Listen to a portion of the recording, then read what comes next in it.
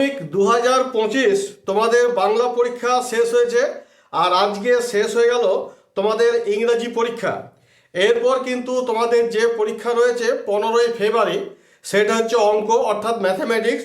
তবে তোমাদের এই যে ম্যাথামেটিক্স অনেকেরই কিন্তু অনেক রকম কঠিন লাগে, তার জন্য কিন্তু ভালো একটা টাইম পাচ্ছ। অর্থাৎ আজকে যদি 11 তারিখ হয়, নেক্সট 15 ফেব্রুয়ারি যে পরীক্ষা, মোটামুটি 4 দিন তোমরা কিন্তু টাইম পাচ্ছ।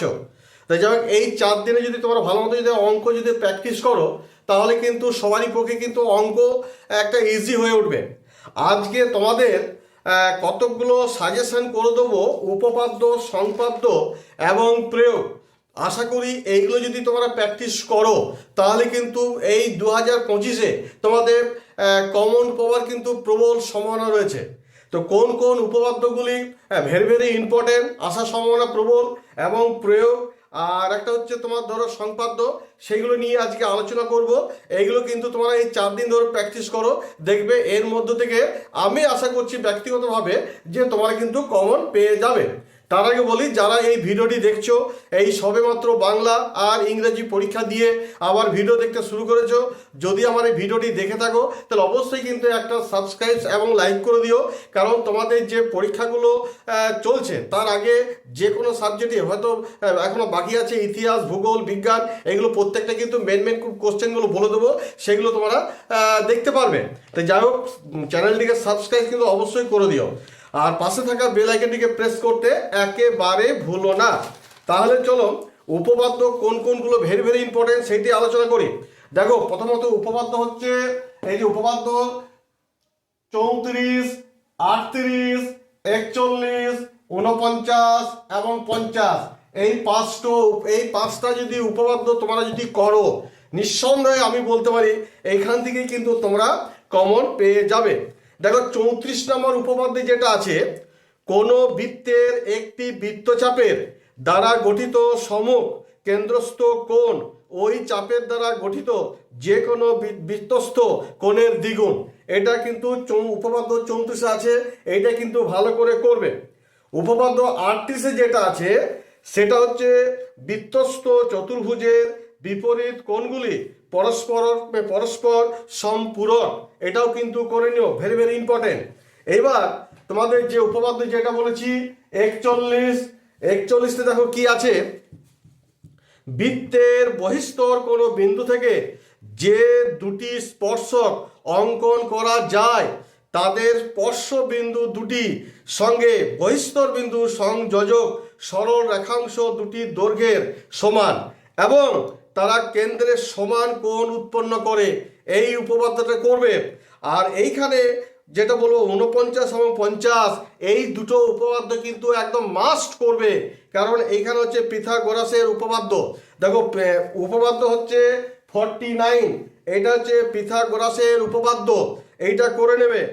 যে কোনো সমকোণী ত্রিভুজের অতির্ভুজের উপর অঙ্কিত বর্গক্ষেত্রের ক্ষেত্রফল অপর দুই বাহুর উপর অঙ্কিত বর্গক্ষেত্রের ক্ষেত্রফলের সমষ্টি সমান।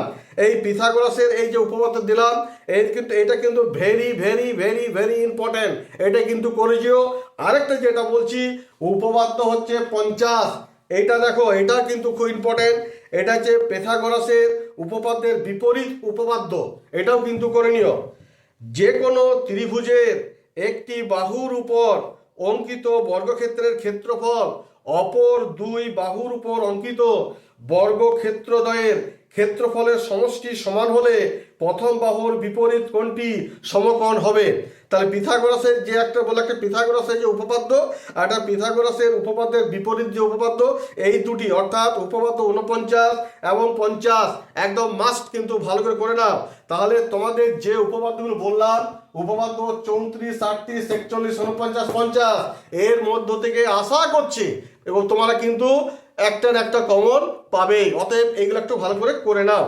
এইবার ধরো যে প্রয়োগের যেটা 3 নাম্বার করে থাকে, এইখানে আমি বোর্ডে লিখে দিয়েছি, সেটা দেখে নাও যে প্রয়োগকে কি করবে।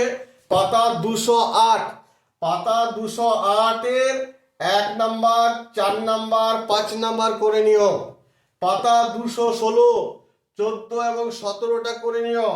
পাতা 288, 5 নাম্বার, 6 নাম্বার, 7 নাম্বার, 9 নাম্বার অবশ্যই করবে।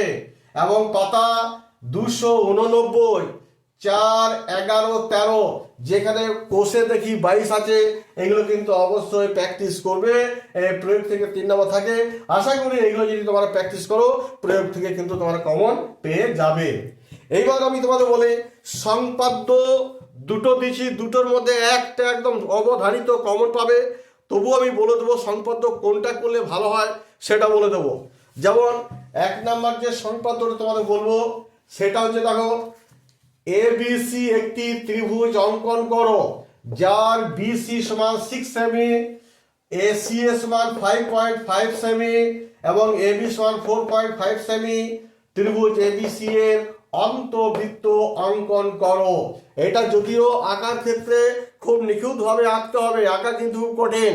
সেই জন্য এই অন্তর্বৃত্তটা যদি আসে তাহলে যদি আরেকটা দিচ্ছি, সেটা হচ্ছে মধ্য সমানুপাতি।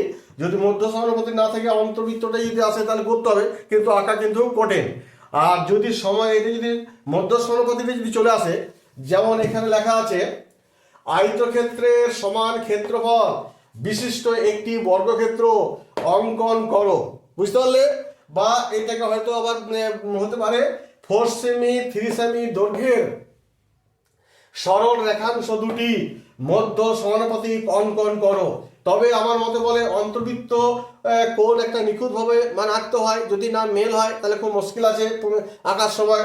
তার থেকে সহজ হচ্ছে মধ্য সমানুপাতিক, এটা যদি করো। এটাকে দেখো, এই যে বললাম না 4 সেমি 3 সেমি দৈর্ঘ্যের সরলরেখার দুটি মধ্য সমানুপাতিক অঙ্কন করো, বা আয়তক্ষেত্রের সমান ক্ষেত্রফল বিশিষ্ট একটি বর্গক্ষেত্র অঙ্কন করো। এটা কিন্তু আরেকভাবে দিতে পারে, সেটা হচ্ছে যে √31 সেমি, হ্যাঁ, বা 3√2 সেমি বাহু বিশিষ্ট একটি বর্গক্ষেত্র অঙ্কন করো। তাহলে এই যে তোমাদের ধরো উপপাদ্য দিলাম 5টা, প্রয়োগে তোমাদের পাতা 208 1, 4, 5, পাতা 216, 14, 17, পাতা 288, 6, 7, 5, 6, 7, 9, পাতা 289, 4, 11, 13, কোষে দেখি 22, এইগুলো কিন্তু অবশ্যই করে নিও। আর সংপাদ্য যেটা বললাম, একটা অন্তর্বৃত্ত কোণ বা মধ্য সমানুপাতির মধ্যে এই দুটোর মধ্যে একটা তো আসবেই। যদি মধ্য সমানুপাতি আসে তো এইটাই আঁকার চেষ্টা করবে, কারণ অন্তর্বৃত্ত কোণে আঁকা খুব ঝামেলা এবং আঁকাটা খুব কঠিন। যাই হোক, পরিশেষে বলি, এই যে তোমরা অঙ্কগুলো করবে ভালো করে কিন্তু পেন্সিল দিয়ে ভালো করে কিন্তু আঁকবে। লেখাটাও কিন্তু পেন্সিল দিয়ে লিখলে আরও ভালো হয়। আঁকাটা কিন্তু একদম নিখুঁতভাবে করবে, কিন্তু আঁকার মধ্যে যদি কোনো যদি গন্ডগোল হয়ে যায় তাহলে কিন্তু নাম্বার পাওয়ার সম্ভাবনা খুবই কম। যাই হোক, এই বলে আমি আপাতত ভিডিওটি শেষ করব। তার আগে বলি, যদি আমার ভিডিওটি ভালো লেগে থাকে তাহলে অবশ্যই কিন্তু একটা লাইক করে দিও এবং অনেক বন্ধুদের মধ্যে শেয়ার করে দিও। এরপর তোমরা কোন সাবজেক্টে কি সাজেশন চাও আমাকে কিন্তু কমেন্ট করে জানাবে। যাই হোক, তোমাদের পরীক্ষা ভালো হোক, ভালো দাও, বেশি বেশি করে নাম্বার পাও, ঈশ্বরের কাছে এইটা কামনা করে আজকের মতো ভিডিওটি এখানে শেষ করছি। ধন্যবাদ।